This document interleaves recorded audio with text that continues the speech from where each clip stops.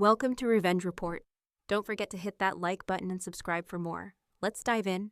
I was about to sign the deed to the cafe, my hand hovering over the pen, when my older brother Craig stormed in. He shouted, "Stop the signing!" "He's lying to you." The room froze. Every face turned toward him, shocked. Marcus, standing beside me, didn't react.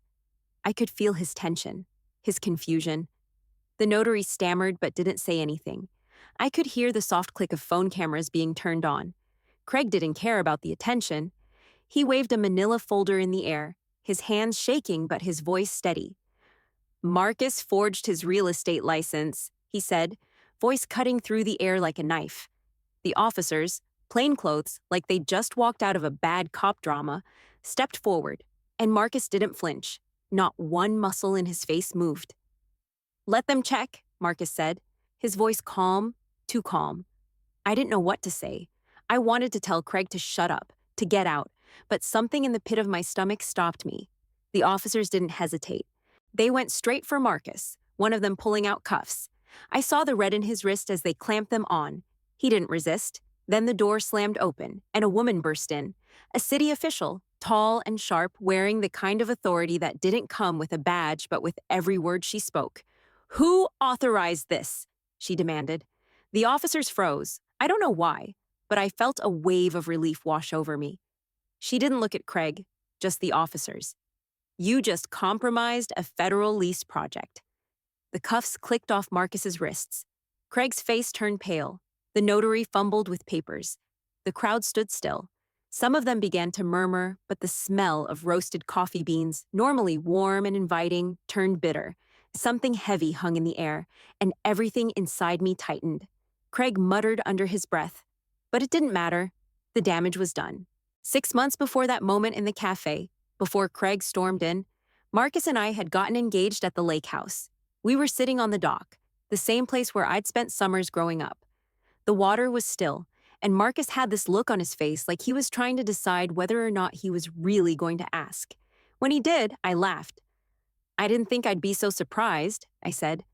But then, Craig wasn't surprised. When I told him the next day, his eyebrows furrowed like I'd said something untrue.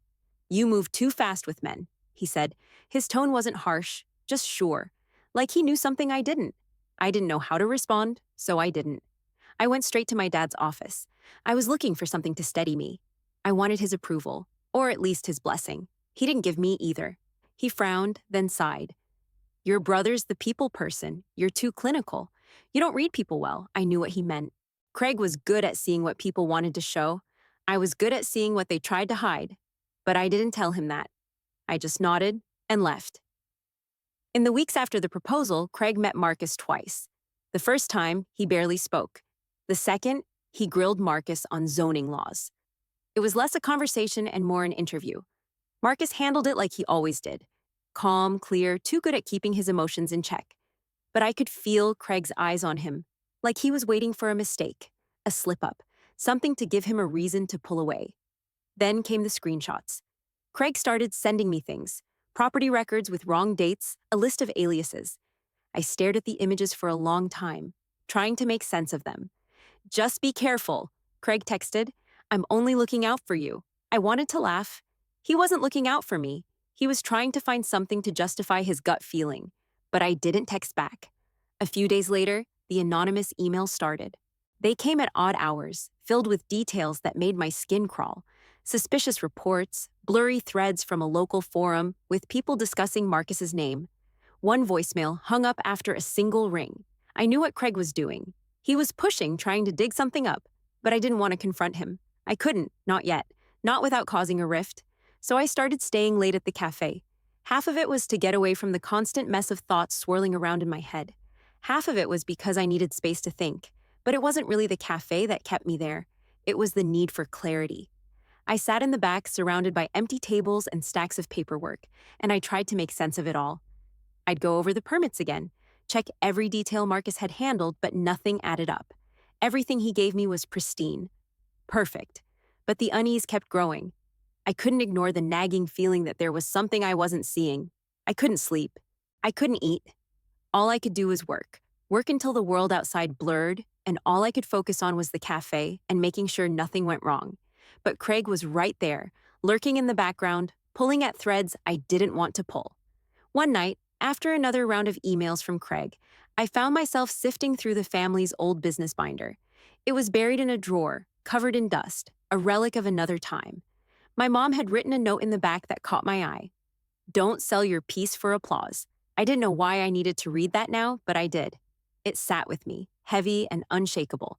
Maybe I needed it, or maybe I just wanted to hear her voice again. Even if it was only a few words on a page, I closed the binder and shoved it back into the drawer. The cafe opening was coming up fast, and I couldn't afford distractions. I had to pretend everything was fine. So I did. I told myself that if I could just make it through the next week, if I could just get the cafe open, then I could deal with whatever Craig was throwing at me. But Craig wasn't backing off. He called a few days later, practically insisting the event be private. Too exposed, he said, his voice clipped. I rubbed my forehead, feeling the weight of his words sink in. We're not hiding, Craig. We're opening a business, not a bunker. I knew what he meant. Too many people, too many eyes. It made him uneasy. He always wanted control. But I wasn't going to let him dictate this. The invites were already sent, the press was lined up. It was going to happen, no matter what. I spent the next few days triple-checking every permit and record Marcus had touched. Everything held, everything was as it should be. But a part of me kept expecting something to fall apart. I didn't think Craig would pull something at the signing. I had to keep telling myself that. The deed was as clean as the paperwork could be. There was nothing to question, nothing to hide. But still, I couldn't shake the feeling that he was going to do something. So, I made a list. It wasn't a detailed list, just the little things. Flowers, espresso order, chairs. Simple, straightforward. Then I added one more line at the bottom. If Craig escalates, stay calm. Stay you. I don't know why I wrote it down. Maybe it was a reminder to myself, a way to stay grounded if everything blew up. But it felt necessary. If things went sideways, I had to be ready. I knew I couldn't stop Craig from trying to control things, but I wasn't going to let him control me. Not now. Not when everything was finally falling into place. The commissioner's voice cut through the thick silence that had swallowed the room. Resume the signing, she said, her authority leaving no room for argument. The officers stepped back, their faces tight but respectful. The cameras lowered, but the tension didn't. It clung to the room, heavy and suffocating. I glanced at Marcus, his hands still red from the cuffs, the imprint of them sharp against his skin. He didn't seem to care, but I did. I wanted to run over, touch him, tell him it was okay. But I couldn't. Instead, I stood there, frozen in the middle of it all. Marcus didn't hesitate. He picked up the pen and signed. His hand moved smoothly across the paper, even with the faint sting from the cuffs. His face was unreadable, like the last few minutes hadn't even happened. Like he'd been through worse. I could feel my dad's eyes on me, sharp from across the room. He stood in the corner, arms crossed, his expression a mask of calm detachment. I couldn't tell if he was proud or disappointed or just tired. Maybe all three. The commissioner nodded toward me. Later, we talk, she said, her tone more like a command than an invitation. I didn't respond. What could I say? Craig muttered something to a family friend, low enough that I could barely make it out. I did what needed to be done. I wanted to scream at him to stop, to tell him he didn't know what he was doing. But the words stuck in my throat. It wasn't worth it. A few of the guests murmured support for Craig, their voices tentative but there. Better to know now than after she signs the papers. I couldn't look at them. I didn't need their approval. Instead, I turned to Marcus. I searched his face for any sign that he was cracking, that this had broken him. But he didn't flinch, not even when Craig's voice carried over, tainting the air with his smug certainty. Let them come, Marcus said, his voice calm. It hit me then, how much control he had, how little he let anyone see. The way he wasn't rattled, I envied that. Craig was still talking to the family friend, and I couldn't bring myself to listen to him. He was spinning a story, building some kind of justification for his actions, but it didn't matter anymore. The room had already shifted. Things had already been exposed. The commissioner gestured to the notary. Proceed, she said, and the signing continued as if the world hadn't just tilted. But in my chest, I could feel the weight of it. This wasn't over, not by a long shot. I glanced at Marcus again, still standing tall, his gaze fixed ahead. I couldn't read him completely, but I could feel the quiet determination in the air between us. We'd get through this. Together. The news spread fast. By the time we were done with the signing, a local blog had already posted a headline: "FIANCÉ exposed at CAFÉ launch." I couldn't even bring myself to click on it. I knew what it would say. I'd seen the way the cameras zoomed in on Marcus's red wrists. They didn't care about the truth. They cared about the scandal. Craig was the first to share it, of course. His post was vague, something about truth, courage, standing up for what's right. But I could read between the lines. He didn't name names, but he didn't have to. Everyone knew who he meant. I could hear my dad talking to one of his friends on the phone later that night. His voice was too calm, like he was trying to reassure himself. "Let's not overreact. She'll come around," he said. I wanted to scream. But instead, I just stared at the wall. I couldn't afford to feel right now. Marcus wasn't the only one who felt the sting of it all. He was pulled from 2 pending property projects. Just like that. No questions asked. The phone calls came next, first from my vendor, who questioned me, softly like he was trying to be polite about it, but the doubt was there. "Are you sure about this?" he asked, as if there was some hidden truth that hadn't come out yet. Then a neighbor stopped by the cafe. She wasn't a regular, just someone from the block who'd come in a few times. She looked at me like she was trying to decide whether to say something or not. Finally, she spoke.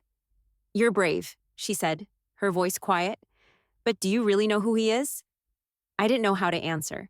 I just nodded and smiled, even though my stomach twisted in knots. It wasn't that simple. That night, after I closed the shop, I started a folder. A private one. I couldn't sleep, couldn't think straight. The weight of everything, of Craig's attack, the lies, the pressure from all sides. It was too much to carry alone. I started collecting everything I could. Every license, every file Marcus had ever given me, every text Craig had sent, every email he'd forwarded. I poured through the documents trying to find something, anything, that could explain why this was happening. I didn't sleep. I didn't cry. All I could do was organize. I labeled tabs, pinned timelines to the walls of my office, like I was building a case. It felt like the only way to hold on to anything resembling control. It wasn't about proving Marcus's innocence anymore. It was about finding out who was behind all of this and why they thought they could tear us apart. I kept everything in that folder, every scrap of evidence, every unanswered question, and I didn't let myself think about what it would cost to find the truth.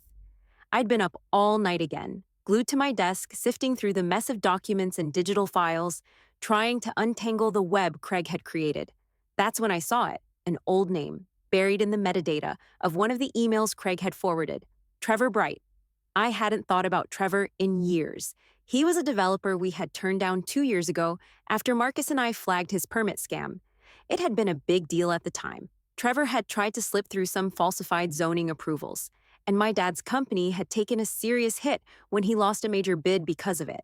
I clicked on the document again, zooming in on the dates. Something felt off. Trevor's name kept popping up in all the records Craig had given me. Permits, contracts, emails. But they didn't make sense. They didn't line up. I started comparing the files Craig had sent with the ones Marcus had. The more I looked, the more it became clear. Dates didn't match. Some forms were doctored.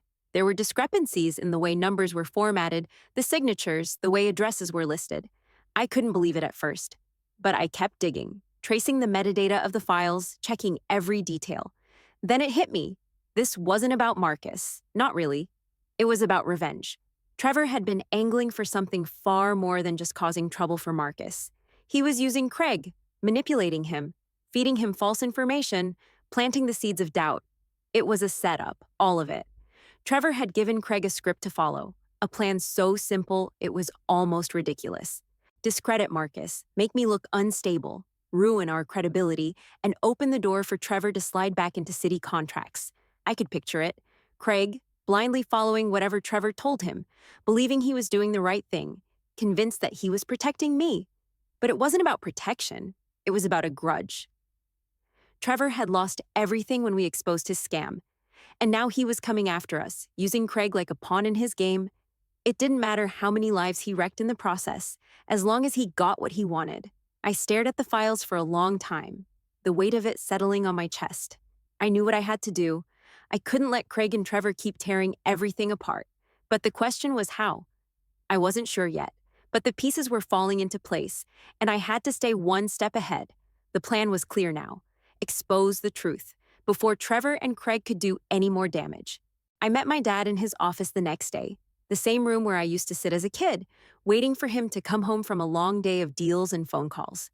He poured coffee into his mug, like everything was normal, like none of this had happened. He acted casual, like we hadn't just watched our lives unravel in front of a room full of people. "Let this blow over," he said, the words smooth, rehearsed. I didn't sit. I stood there, tense, a knot in my stomach. "I know about Trevor." His hand froze mid-pour. The air between us shifted, sharp and heavy. He set the coffee pot down slowly, his face unreadable. "I know Craig didn't act alone," I added, keeping my voice steady. "I know who benefits." He sighed, as if he had expected this moment to come, but hoped it wouldn't. He leaned back in his chair, crossing his arms. "You're exaggerating," he muttered. I didn't flinch. Instead, I pulled out the printed emails and placed them on his desk, one by one. I compared the contract dates, pointing out the gaps, the overlaps, the clear signs that something was off. His eyes flicked to the papers, then back to me, but he didn't pick them up. "You're being inflexible," he said, his voice tight now. "Business needs margins. You know that." "This isn't business," I snapped, taking a step closer. "It's sabotage." His jaw clenched. For a second, I thought he might argue, might dismiss it all as a misunderstanding, like he always did when things got uncomfortable. But he didn't. He just looked down, his hands on the desk, fingers tapping nervously. "I'll talk to Craig," he said finally, his voice quieter now. "But don't make this a war." I stared at him. He didn't get it. He didn't see what was happening. This wasn't a misunderstanding. This wasn't something that would blow over. "It already is," I said, the words sharp, final. "It's been a war from the start." There was a long silence. My dad didn't look at me. His eyes were fixed on the papers in front of him, but I could tell his mind was somewhere else, probably trying to figure out how to fix things, to make it go away. But I knew the truth now. Craig had a hand in this. Trevor had a hand in this. And my dad? He was already too deep into this world to be anything but complicit. I couldn't trust him to fix it. I had to do it myself. "I'll deal with Craig," I said, turning to leave. "But this ends now." "Don't make it worse than it is," my dad called after me, but I didn't stop. I couldn't afford to listen anymore. The formal hearing was held at City Hall, and the room was packed. Journalists sat with their notepads, former clients whispered in corners, and even a few family members showed up, though none of them spoke to me directly. The air was thick with tension, like everyone knew this wasn't just about Marcus or me anymore. This was bigger. I sat in the front row, my lawyer beside me, trying not to look at the people around us. I could feel my dad's presence in the back of the room, arms crossed, eyes on the floor. I didn't look at him. I couldn't. My lawyer stood up first. He started presenting the forged documents. The papers were laid out on the table for everyone to see. Marcus's supposed real estate license. The ones Craig had claimed were fake. The city investigator stepped up next, his voice low but steady as he confirmed the discrepancies in the signatures. The forgeries were clear. Then the commissioner took the stand. Her presence was commanding. "The arrest compromised an ongoing zoning audit," she said, looking right at Craig. "Marcus was cooperating with the investigation when the officers made the arrest."